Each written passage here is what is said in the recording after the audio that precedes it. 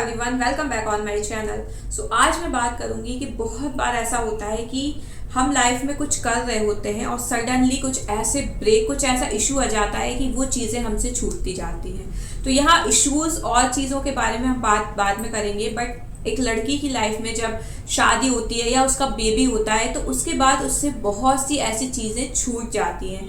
अगर मैं यहाँ बात पर्टिकुलर कोई जॉब की करूँ तो बहुत सी जॉब में मैटरनिटी लीव्स मिलती हैं जो कि अराउंड 3 मंथ्स 6 मंथ्स की डिपेंड करता है डिफरेंट कंपनीज पे। बट जो खुद का वर्क कर रही है, चाहे वो एंटरप्रेन्योर कह लो उनको, या कोई बहुत ही छोटे बेसिस पे घर से स्टार्ट किया था, कुछ सेल करना स्टार्ट किया था, या कोई सिलाई कर रही थी, तो इन लोगों की अधिकतर चीज़ें छूटती हैं बिकॉज जो ये कर रही थी वो खुद से कर रही थी और इनकी कोई टीम नहीं होती है।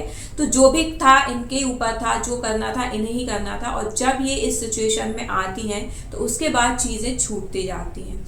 फिर जब वो एक टाइम पीरियड के बाद सोचती है ना कि उनने इतनी मेहनत करके एक पॉइंट से उठ के एक पॉइंट तक आई थी और फिर ये सब सिनेरियो बीच में हुए और एट लास्ट वो चीज़ें छूट गई, तो वो कहीं ना कहीं डिप्रेशन का शिकार ज़रूर होती हैं। और डिप्रेशन ऐसा नहीं है कि बस कहने से या किसी को देख लेने से हो जाता है, ये चीज़ें अंदर ही अंदर डेवलप होती हैं और इस तरीके से डेवलप होती है ना कि जो थॉट्स हैं वो दिन और रात आपके दिमाग में चल रहे होते हैं और हम इन चीज़ों को ना खुद से ही फ्रस्ट्रेट होते हैं। मतलब हम ये चीज़ें किसी को एक्सप्लेन भी नहीं कर पा रहे हैं क्योंकि हम क्या ही बताएंगे। हमें ये फील होता है कि जो भी हमारे थॉट्स हैं हम किसी को बताएंगे तो सामने वाला क्या ही समझेगा।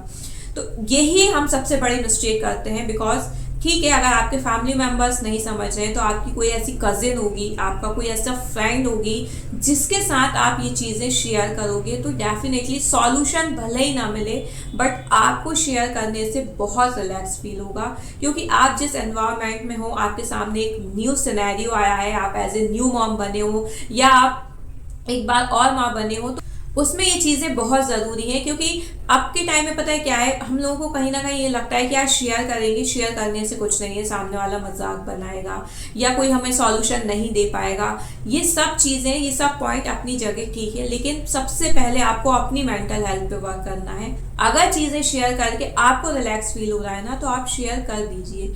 क्योंकि अगर आप जब तक उसको अपने दिलो दिमाग में रखोगे ना तो आप ही कहीं ना कहीं एक बर्डन में जी रहे होगे, आपको बहुत ज़्यादा फ्रस्ट्रेशन हो रहा होगा और वो फ्रस्ट्रेशन सीरियसली आपके हर काम में निकलेगा, हर काम में, सुबह से रात तक जो भी वर्क है उन हर काम में निकलेगा। अगर आपका न्यू बेबी है उस पर भी कहीं ना कहीं वो चीज़ें निकलेंगी। तो इससे अच्छा है कि आप चीज़ें शेयर करें और साइड ऑन करें। अब रही बात उन वर्क्स की जो छूट गए हैं, तो ये आपको अपने आप को समझाना होगा कि हर चीज़ का एक टाइम पीरियड होता है। अगर आप एज ए न्यू मॉम हो, आपके पास बेबी है, तो सीरियसली सबसे बड़ी रिस्पॉन्सिबिलिटी अभी आपकी वही है। बिकॉज 6 to 8 मंथ्स बहुत ज़्यादा इंपॉर्टेंट होते हैं, वो आपको देने ही होंगे। अगर आप कोशिश भी करोगे ना कि चलो किसी हेल्पर को लगा लेते हैं या कोई घर में से कोई आ गया है टेक केयर करने के लिए, तो भी आप जो वर्क करना चाह रहे हो ना उस पर आप प्रॉपर फोकस नहीं दे पाओगे।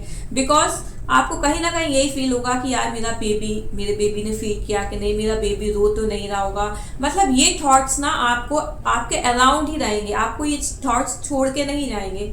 सो इससे अच्छा है कि आप अपने आप को समझाते हुए उस पर चल सकते हैं कि 6 to 8 मंथ आपको बेबी को देने हैं। देन उसके बाद आप धीरे धीरे करके अपना शेड्यूल फिक्स कर सकते हो। इसमें भी ऐसा नहीं है कि आपने प्रॉपर एक टाइम टेबल बना लिया है तो अब आप उसके ही अकॉर्डिंग चलोगे। नो वेज, एज यूजुअल सबको पता होता है कि एज ए मदर हमें स्टार्टिंग में बेबी के अकॉर्डिंग ही चलना होता है। कब उसको फीड करना है, कब वो रो रहा है, कब उसको सोना है, तो उसके अकॉर्डिंग ही हमें अपने काम को मैनेज करना होता है। तो आप कोशिश यही करें कि जब भी आपको टाइम मिल रहा है 6 to 8 मंथ के बाद, तब आप धीरे धीरे करके, मतलब बहुत ही फ्यू स्टेप्स लेके आप वो चीज़ें करें, ताकि जब बेबी 1 से 1.5 साल तक का होगा तो आप भी धीरे धीरे हैबिचुअल हो जाओगे बेबी को हैंडल करने में भी, और जो काम आपने सोच रखे थे या आपके जो काम थे उसमें भी। तो जब ऐसे रूटीन बनने लगेगी ना तो आप देखना कि 2 साल तक जब आपका बेबी होगा ना तो आप भी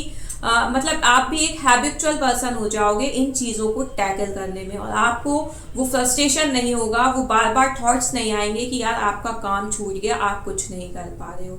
ऐसे ही अगर आप थोड़े से दूसरे काम में भी अपने आप को बिजी रखोगे ना, तो आपका माइंड भी थोड़ा सा फ्रीनेस के साथ रहेगा। क्योंकि ठीक है, as a new mom baby सब कुछ होता है, उसके लिए ही हमें सब कुछ करना है, लेकिन पूरे टाइम जब बेबी को लिए रहते हैं ना, तो उसमें भी हमें ये लगता है कि थोड़ा सा हमें अपने लिए टाइम मिल जाए। और अगर आपको वो टाइम मिलता है, वेल एंड गुड, आप अपना कुछ अच्छा काम कर रहे हैं उसमें, तो बहुत ही अच्छी बात है, क्योंकि इससे आपका डेफिनेटली माइंड फ्रेश होगा।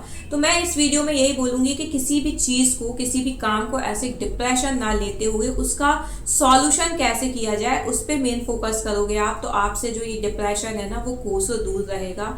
और सबसे बड़ी बात कि आप कितनी भी वीडियोस देख लो, आप कुछ आइडियाज उनसे ले सकते हो, बट एक्चुअल सॉल्यूशन जो है वो आप खुद से ही खुद का निकाल सकते हो, क्योंकि आपको ही पता होगा कि आपका बेबी का क्या मतलब क्या रूटीन है, उसके अकॉर्डिंग ही आप वर्क कर पाओगे। सो आप आइडियाज लो, नो डाउट वीडियोस के थ्रू या जो भी आपके आसपास हैं उनसे आप आइडियाज ले सकते हो, लेकिन सॉल्यूशंस आप अपने पर्टिकुलर अपने सिचुएशन के अकॉर्डिंग निकालोगे तो वो बहुत ज़्यादा अच्छा रहेगा। So I hope you like my video. If you like, please share and subscribe the channel for more. Thank you.